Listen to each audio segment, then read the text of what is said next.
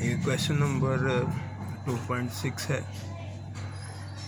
दो फोर्सेस दी गई हैं जो कि आपने मालूम करनी है। इसमें F2 फोर्स का एंगल 60 डिग्री है, जबकि F1 जो है वो अलोंग एक्स एक्सिस है। इसका मतलब उसका एंगल 0 है। तो आपने F2 को रिजॉल्व करना है उसके कंपोनेंट में और फिर इनका रिजल्टेंट निकालना है। वही तरीकाकार अपनाएंगे आप। सबसे पहले रिजल्टेंट ऑफ एक्स कंपोनेंट निकालेंगे। RX F1x F2x F1 cos θ1 F2 cos θ2। θ1 0 है और θ2 जो है वो 60 है, और इसको आप सॉल्व करेंगे। cos 0 1 के बराबर होता है, cos 60.5 या 1/2 के बराबर होता है, और साथ F2 आ गया आपके पास। फिर इसके साथ फिर आपने रिजल्टेंट ऑफ y कंपोनेंट निकालना है। F1y plus F2y F1 sin θ1 plus F2 sin θ2। यहाँ पर θ1 0 और θ2 60।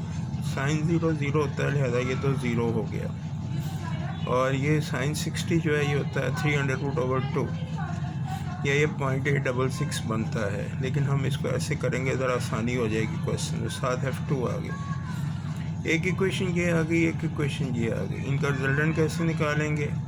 RX² plus RY² whole under root. तो ये यहाँ पर हमने इसको RX लगा दिया, RY लगा दिया, और उसका स्क्वायर करके हमने इसको ऐड कर दिया।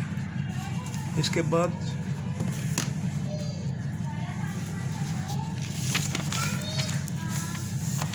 ये इसको सॉल्व कर लेते हैं। ये स्क्वायर ओपन किया, इसको सॉल्व किया, ये हमारे पास आंसर बन गया।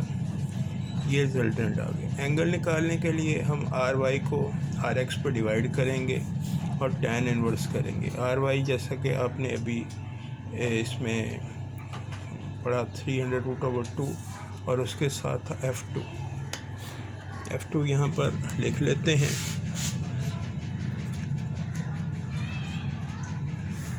और इधर भी F2 लिख लेते हैं,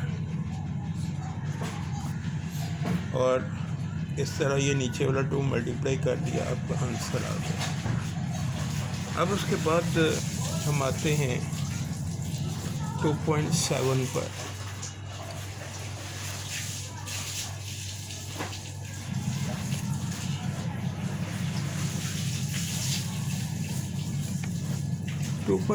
जो क्वेश्चन है वो एक रूफ ट्रस का है। वो एक ट्रायंगुलर रूफ ट्रस दी गई है, उसके बारे में 2.7 क्वेश्चन है। वो भी मैं आपको सॉल्व ये दी गई है। ये 2.7 हो गया।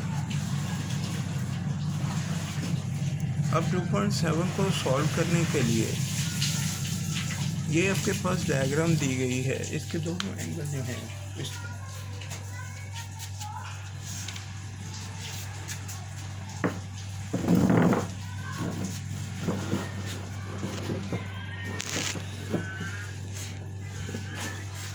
इसके जो दोनों एंगल हैं वो 30 डिग्री हैं। ये वाला भी 30 है, ये वाला भी 30 है, और इसकी ये चोटी पर 5 किलो न्यूटन का लोड है एपेक्स पर। इसका स्पैन जो है वो 8 मीटर दिया गया है। अब ज़ाहिरी बात है, जब ये दोनों एंगल्स बराबर है ना, तो ये जो लोड है ये इस स्पैन को बराबर 2 हिस्सों में तकसीम कर देगा। यानी ये 4 मीटर इधर रहेगा और 4 मीटर ही इधर रहेगा, क्योंकि दोनों एंगल बराबर हैं। तो लिहाजा इक्वली इसको ये डिवाइड कर देगा। 4 ये हो जाएगा A से D, और B से D ये भी आपके पास 4 हो जाएगा। सबसे पहले हम condition of equilibrium, x axis पर कोई फोर्स नहीं एक्ट करती, लिहाजा उसको तो हम छोड़ देंगे। वाई एक्सिस पर यह फोर्स नीचे की तरफ, ये दोनों ऊपर की तरफ। तो हम कहेंगे T3 + T4 = 5 किलो न्यूटन। अभी हमारा मसला नहीं हल हुआ कि हमें नहीं पता लगा T3 और T4 कितना है। ये दोनों का सम 5 है। अब हम क्या करते हैं, टेक मूवमेंट अबाउट ए के गिर्द हम यहाँ पर मूवमेंट ले लेते हैं, यानी ए को फिक्स कर देते हैं और यहाँ पर इस सारे स्पैन को घुमा कर देखते हैं। अब ये देखें, ये फोर्स ऊपर की तरफ यहाँ पर एक्ट करेगी 4 मीटर पर, और ये इसमें क्लॉकवाइज रोटेशन पैदा करेगी, यूँ करके इसको घुमाएगी। और ये फोर्स ऊपर की तरफ ये इसको ऐसे घुमाएगी। तो दो यहाँ पर मूवमेंट पैदा हो गए। एक हो गया ये फोर्स 5 किलो न्यूटन की, और इसका बाजू यहाँ तक कितना हो गया, एडी कितना हो गया 4। और दूसरी ये फोर्स आपके पास नहीं पता T4, और इसका बाजू कितना हो गया, यहाँ से यहाँ तक ये हो गया 8। तो यहाँ से आप इसको 5 से 4 20 हो गया, वो पहले 15 लिखा गया इसलिए मुझे काट कर दोबारा करना पड़ा। तो 20 और इधर आ गया 8, 20 को 8 पर तकसीम करेंगे तो 2.5 किलो न्यूटन आ गया। वैसे भी पता लग रहा है कि जब ये बराबर हैं तो ये 5 में से आधा लोड इधर ट्रांसफ़र होगा, आधा इधर ट्रांसफ़र होगा। तो 2.5 इधर हो गया, 2.5 ही इधर आ गया, T3 और T4। अब हम इसमें कैलकुलेट करते हैं। अब कैलकुलेट इसमें करते हैं कि ये T1 में कितना होगा और T2 में कितना होगा, और यहाँ पर भी देख लेते हैं कि इस जगह पर भी ये कितना होगा। ठीक है जी। अब इसमें हम मेथड ऑफ जॉइंट से इसको सॉल्व कर लेते हैं। मेथड ऑफ जॉइंट में पहले हम ये वाला जॉइंट कंसीडर कर लेते हैं। ये वाला,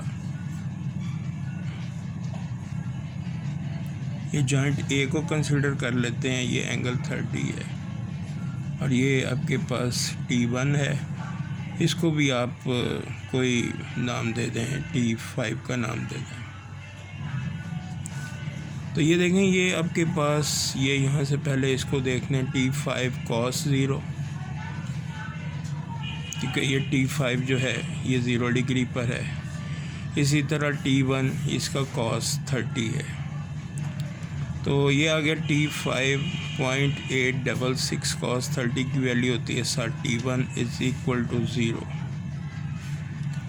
फिर इसके बाद दूसरा ये एक इक्वेशन आ गई आपके पास, लेट्स से इक्वेशन नंबर 2 कह लेते हैं। फिर इसको सॉल्व किया y कंपोनेंट को, तो ये t यहाँ पर cos की जगह पर साइन कर दिया, और ये देखें पहला इसका फिर इसका, और अब y में ये भी एक्ट कर रहा है ऊपर की तरफ, तो साइन 90 भी हो गया। तो ये तो साइन 0 होता है, लिहाजा ये फैक्टर ख़त्म हो गया। 0.5 T1 प्लस 2.5, और इस तरह इसको सॉल्व किया तो हमारे पास ये -5 किलो न्यूटन आ गया T1। ठीक है। तो हमने ये फोर्स बाहर की तरफ ली थी, ऊपर की तरफ ऐसे ली थी, लेकिन वो कह रहा नहीं ऊपर की तरफ नहीं है, बल्कि ये माइनस है, उलट है, टेंसाइल नहीं है बल्कि ये कंप्रेसिव फोर्स है। ये -5 किलो न्यूटन आ गया। इसको उधर ऊपर उसमें दर्ज किया वैल्यू में, तो आपको T5 की वैल्यू भी मिल गई। अब T5 की वैल्यू भी चेक कर लेते हैं। तो इधर आपको T5 में पता लग गया। T5 हमने ये इक्वेशन में T5 निकालना है। तो इधर हमने ये वैल्यू ये वैल्यू लगा दी यहाँ पर, -5 किलो न्यूटन मल्टीप्लाई किया, और बाद में जब इसको ये माइनस हो गया, इसको दूसरी तरफ लेकर गए तो ये +4.33 ये आपके पास किलो न्यूटन आ गया। तो ये इसी तरह सेम फोर्सेस इसके इधर वाले मेंबर में भी होंगी। इस हिस्से को हम छोड़ देते हैं, ये वाला रहने देते हैं, ये वाला पार्ट कर लेते हैं। अब इसके बाद हमारा आ जाता है क्वेश्चन नंबर 8 क्वेश्चन आप खुद सॉल्व कर लेंगे। सेम क्वेश्चन उधर एग्जांपल में भी आपको मैंने रूफ ट्रस की एग्जांपल कराई थी काफ़ी डिटेल के साथ।